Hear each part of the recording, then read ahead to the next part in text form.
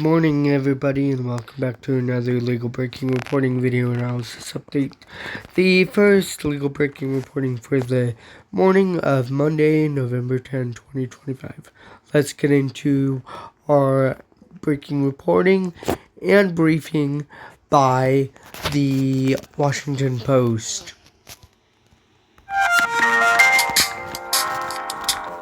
The Senate took a key step toward ending the government shutdown. That's where we're starting the 7 from the Washington Post. I'm Hannah Jewell. It's Monday, November 10th. Let's get you caught up with today's 7 stories. It has been 41 days since the federal government ran out of funding and shut down. Last night, the Senate took one step toward getting it back open. A group of Senate Democrats joined Republicans to advance an agreement. It would reopen the government through January 30th and would fund certain things for a full year. Here's Senate Majority Leader John Thune on the Senate floor yesterday. From the truly precarious situation we are in with regard to air travel to the fact that our staffs have been working without pay for a full 40 days now, all of us, Republicans and Democrats, who support this bill know that the time to act is now. The deal that has been advanced would not extend Affordable Care Act subsidies, which are set to expire at the end of the year. Those subsidies have been a key sticking point during the shutdown. Instead, Thune committed to holding a separate vote on them next month, after the government reopens. That has divided Democrats. Hakeem Jeffries and Chuck Schumer, who are the top Democrats in the House and Senate respectively, both came out against the deal. Here's Schumer yesterday saying he would not support the agreement, known as the CR. I must vote no. This healthcare crisis is so severe, so urgent, so devastating for families back home that I cannot in good faith support this CR that fails to address the healthcare crisis. Still, 7 Democratic senators broke ranks and 1 independent who caucuses with Democrats. Jean Shaheen of New Hampshire was one of them. She said letting the shutdown go on longer would, quote, only mean more harm for families in New Hampshire and all across the country. Yesterday's vote was only the first of many that will be necessary to pass the agreement in the Senate. Then it would still have to pass the House, and that is its own kettle of fish.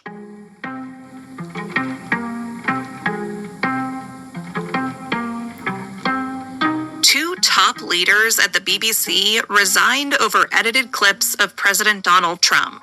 That's our second story.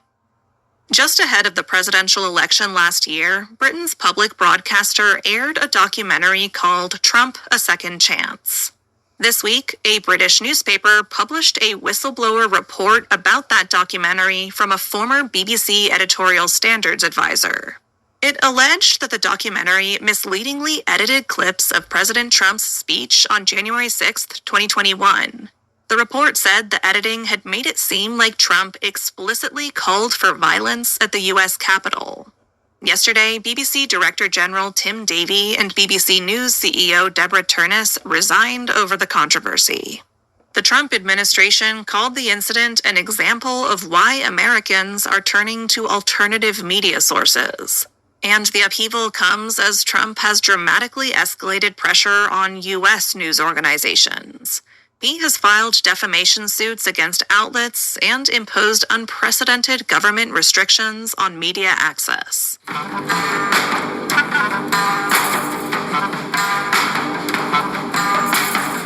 Number 3. The Department of Justice has lost thousands of experienced attorneys this year. The DOJ has not escaped President Trump's efforts to reshape the federal government. Since Trump returned to office, thousands of staffers have quit the agency, been fired, or taken a buyout. Now, officials are struggling to replace them. According to people familiar with hirings in the department, the process has been snarled by a lack of qualified candidates, bureaucratic delays, and hiring freezes. Meanwhile, the number of recent graduates from top-ranked law schools who are applying for jobs at the Justice Department has plummeted. Sources told the Post that those who are applying tend to be more conservative and align ideologically with the president.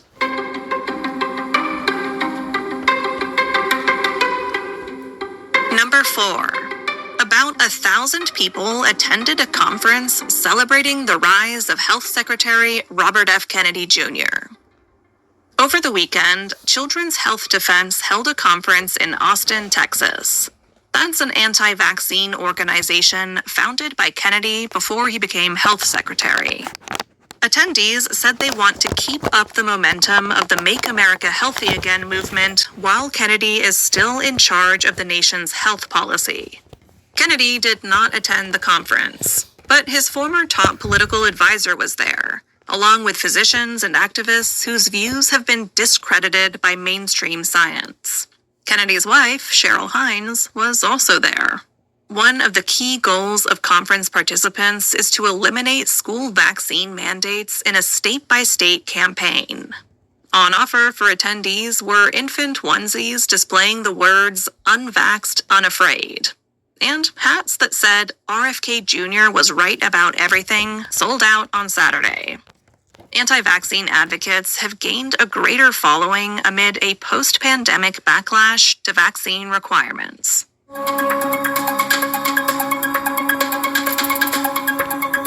Number 5. A critical part of the economy isn't hiring. Small businesses are crucial economic engines in their communities. Collectively, they employ more than 40% of the U.S. workforce. But they tend to experience financial shocks more acutely than their bigger corporate peers, and many are pulling back on spending.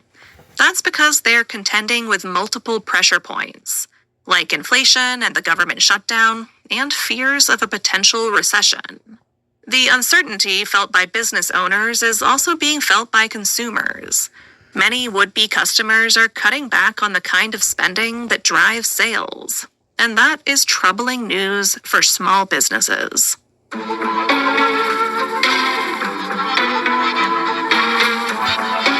Smaller sports are drawing big bets and the potential for corruption. That's number 6. The betting industry is booming in the U.S. and around the world. Major sportsbooks are expanding their menus to include smaller sports like table tennis, darts, and even surfing. As a result, big money bettors are converging on small money sports. That has left a widening pool of players vulnerable to match fixers. It has also fueled an uptick in bets flagged as suspicious and sparked a flurry of painstaking investigations that often end with uncertain conclusions. The risk of corruption is heightened in sports where salaries and prize funds are lower than what match fixers can offer. The Post investigated this issue, reviewing suspicious betting records and interviewing athletes, regulators, sportsbook managers, and league officials. To dive deeper into this story today, check out the link in our newsletter. Find that, as always, in our show notes.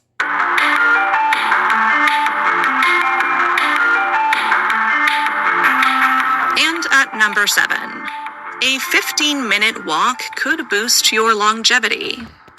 This is not the first time lately I have told you to get up and get those steps in. Just last week, I told you about a study that suggested taking 3,000 to 5,000 steps per day may help slow cognitive decline. If that wasn't enough to get you out of your chair, here's another one. A large-scale study found that walking for at least 10 or 15 minutes at a time might do more for your health and longevity than spreading your steps out into shorter walks throughout the day. Middle-aged and older people in the study who did these longer walks had a lower likelihood of developing heart disease. And let's be very honest with ourselves. 15 minutes is not that long. That's just one listen-through of this podcast, followed by most of Stairway to Heaven. What could be easier? Go get those steps.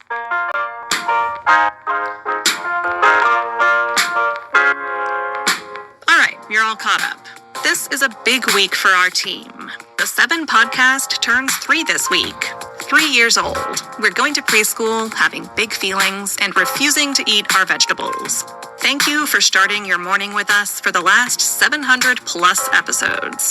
Or if you're new here, welcome. Subscribe and follow us wherever you listen to podcasts so you can get the day's top 7 stories waiting for you every morning.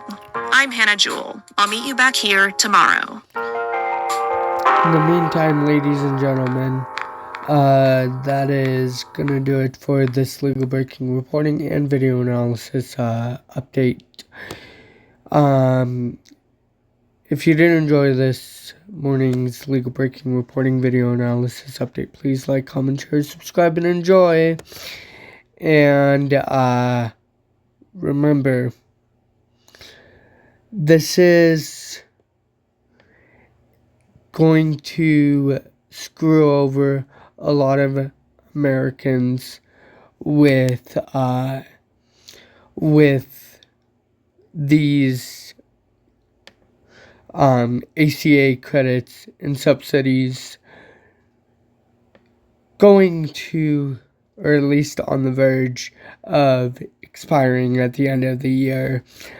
I don't foresee this occurring, but it better be, so help me God, of Senator Thune from South Dakota and everyone in Congress to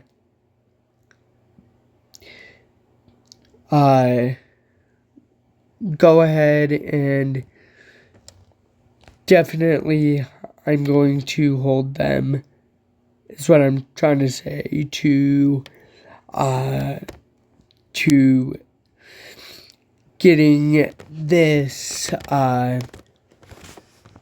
vote passed, if, let's say hypothetically, they are. Like I said, ladies and gentlemen, I'm not going to hold my breath on it if they're going to vote to extend these subsidies next month.